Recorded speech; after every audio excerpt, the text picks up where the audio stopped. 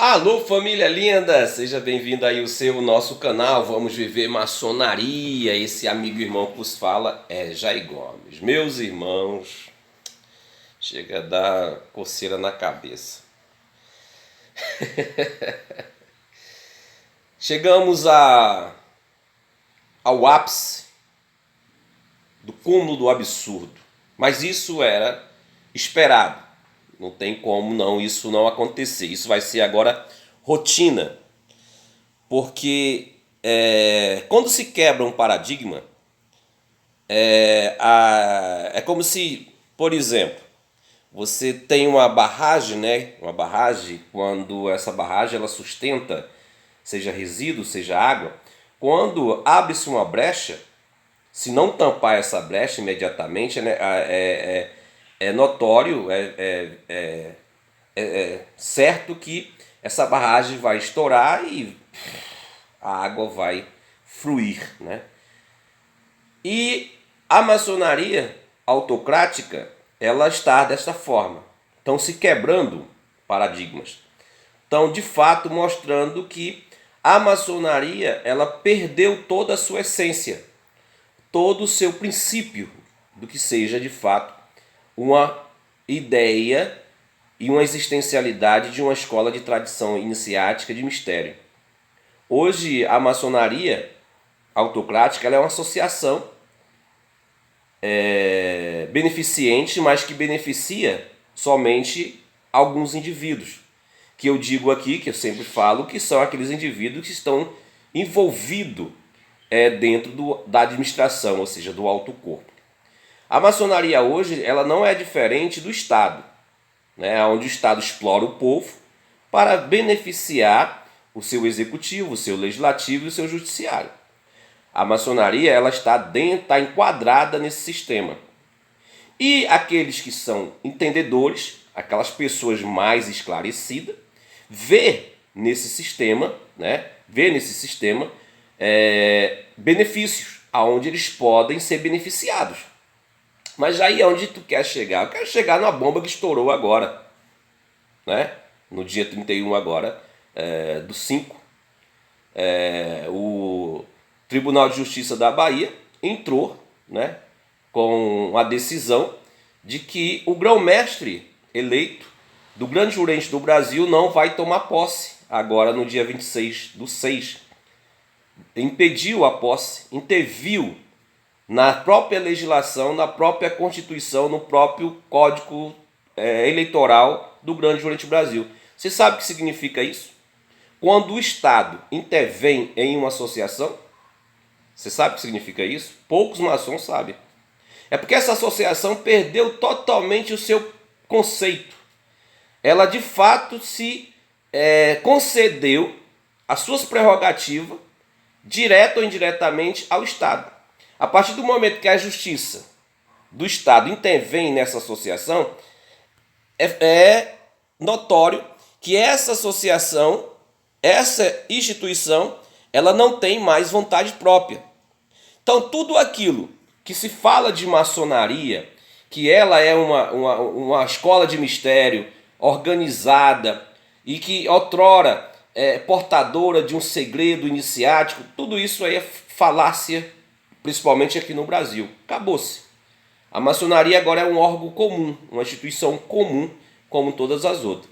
E que o Estado, assim, desejar, pode intervir, pode chegar lá e mandar fechar. E para que isso não ocorra, a vivência dos maçons, é necessário que volte para os sepulcros. Como eu venho falando, é necessário que ela volte a ser secreta. Mas a partir do momento que ela se apresenta para o Estado, que ela se inclui na sociedade, seja visualizada pelo Estado, então o Estado com certeza vai intervir em algumas situações.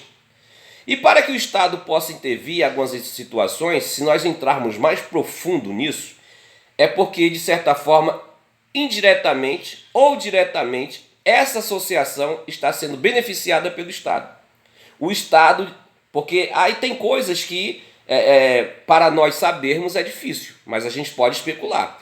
A partir do momento que o Estado se acha no direito de aplicar qualquer intervenção sobre uma associação, é porque essa associação, indiretamente ou diretamente, está tendo ligação com o Estado por meio de benefícios nada mais do que financeiros. Simples assim. Simples assim. Porque jamais o Estado vai intervir em uma associação se ela não tem existencialidade, se ela não tem dimensão e se sequer o Estado saiba que ela exista. Então se vê agora que a maçonaria perdeu todos os seus preceitos do que consiste o que a mesma fala. Detentora de uma regularidade na origem, detentora de uma escola de tradição iniciática, que ela diz ser a reguladora, diz ser a portadora, e que agora o Estado pode intervir no que seja, no que for e no que seja aquela instituição, se ela vinha fazer um mal feito. Por isso que eu sempre aqui, eu não sou jurista, não tenho essa cadeira, mas eu sempre faço aqui desafios, né? Eu sempre desafio aqui os grãos-mestres das potências autocráticas em fazer manifestos, né? Principalmente aqui no estado do Ceará, e agora que como a Glumbe é nacional, né? Como a Glumbe é nacional, aonde a Glumbe está, no Rio de Janeiro, aliás, no Espírito Santo, São Paulo, está chegando no Rio de Janeiro, no Pará, estamos chegando no Pará, aonde a Glumbe está no Santa Catarina, aonde a Glumbe está, se os grãos-mestres dessas potências autocráticas fizeram manifestos, né? Manifesto assinado devidamente ou protocolado em algum órgão público, dizendo que a Glumbe é uma potência maçônica irregular, né? Que ela é isso ou aquilo, eu já falei aqui, desafio, né? Qualquer grão-mestre fazer isso, para que eu faça o que o indivíduo, né, o maçom do saco roxo fez com o Grande Oriente do Brasil agora na Bahia. Por isso que eu fico muito confortável em saber que jamais um grão-mestre vão se reunir e fazer qualquer tipo de manifesto escrito e devidamente assinado e chancelado contra a Glumbe, porque ele sabe que se nós denunciarmos no Ministério Público, nós vamos ganhar a causa por todos os sentidos, danos morais, constrangimento, etc. Porque a maçonaria agora, ela deve satisfação ao Estado. Olha só, então o que se diz agora?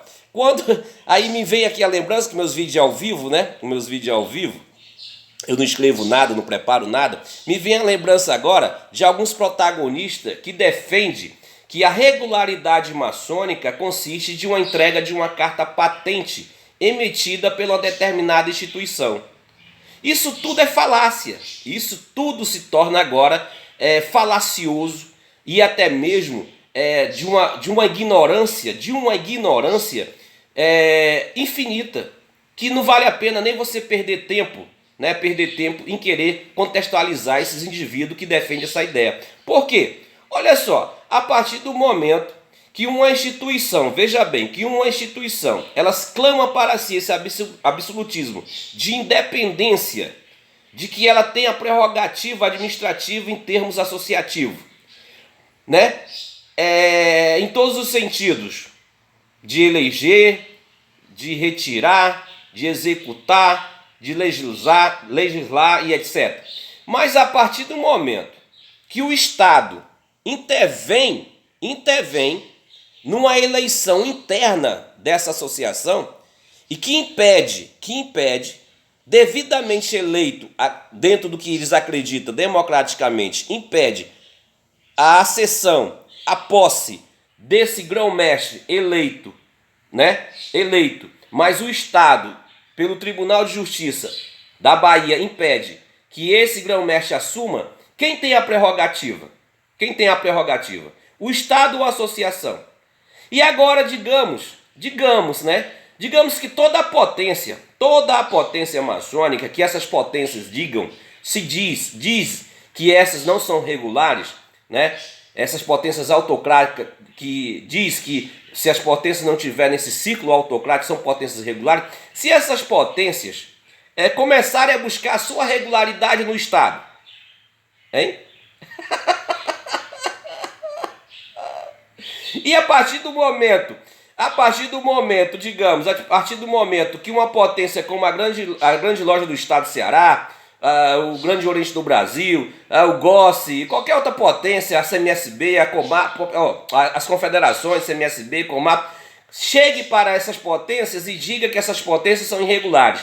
Porém, o Estado, justicialmente, afirma que essas potências são regulares, em todos os sentidos, jurídicos, tradicionais e etc. E aí, como fica?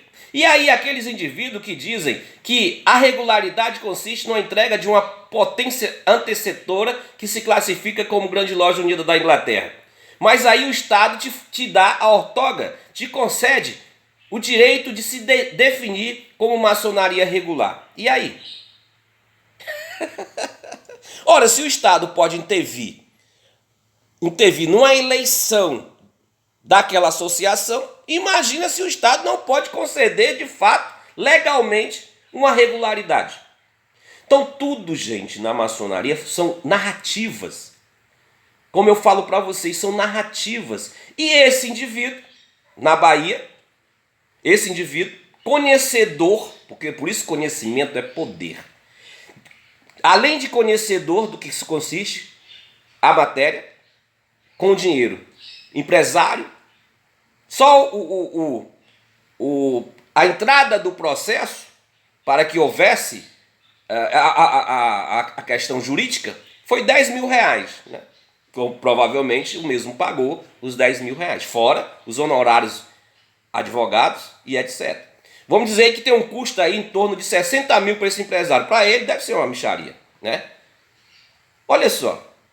Então, meus irmãos, estamos vivendo uma profanação. E às vezes eu fico rindo de maçons que querem defender essa basbuja que é a maçonaria autocrática. Acabou-se. Olha, e se... Eu vou cantar aqui uma pedra para vocês. Se existe alguma moralidade, na maçonaria autocrática, que isso chegue aos ouvidos da Grande Loja Unida da Inglaterra. Essa discrepância que está acontecendo na maçonaria brasileira mediante o Grande Oriente do Brasil. Que chegue. Porque uma coisa que eu nunca vou esquecer na minha vida, enquanto eu existir, uma voz de Marco José da Silva, abre aspas. Quem se junta com irregulares são, fecha aspas. Então, Grande Loja Unida da Inglaterra, eu sei que meu vídeo nunca vai chegar a vocês.